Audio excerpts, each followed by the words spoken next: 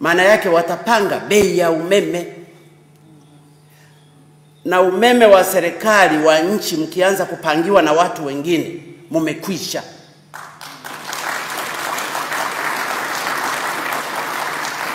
Watafika siku moja watasema leo umeme tunauzima na ninyi mnajenga treni ya umeme. Maana yake watu hawatasafiri.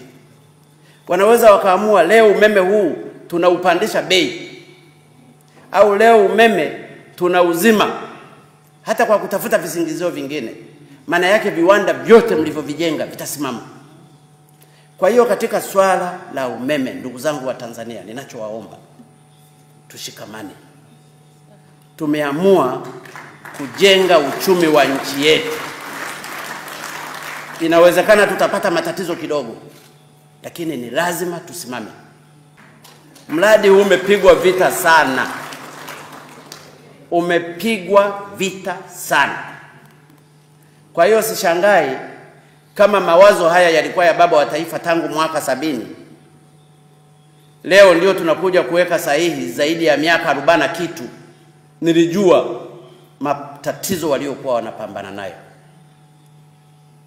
Kila mahali wana sababu. Tunawazuia watu wasiende wakakate kuni. Tunawazuia watu wasitengeneze mkaa.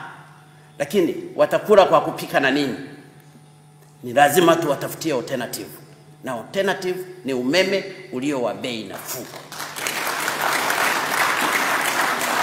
Umeme unakatika katika maeneo ya kaskazini huku, lakini serikali yenu inachukua hatua ya kununua umeme nje maalum kwa mikoa hii ya kaskazini, ili umeme upatikane masaa 24 muda wote bila kukatika katika. Tuko kwenye hatua za mwisho kusaini mikataba ili tuweze kununua umeme ule uungwe kanda ya kaskazini na wananchi wafaidi na umeme.